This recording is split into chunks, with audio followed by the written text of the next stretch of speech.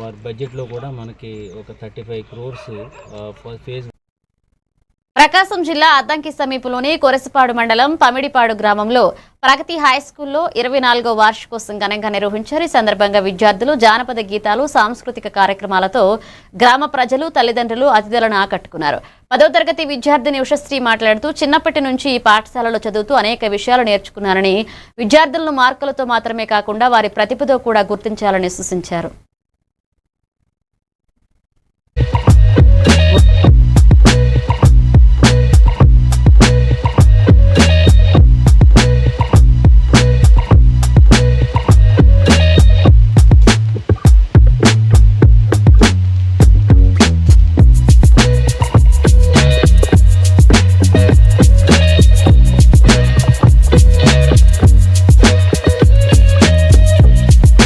నా పేరు ఉషశ్రీ. నేను 10వ తరగతి చదువుతున్నాను. నేను చిన్నతనం నుంచి ఇక్కడే చదువుతూ వచ్చాను. నేను ఈ స్కూల్లో ఉండడం వల్ల అనేక విషయాలు నేర్చుకున్నాను.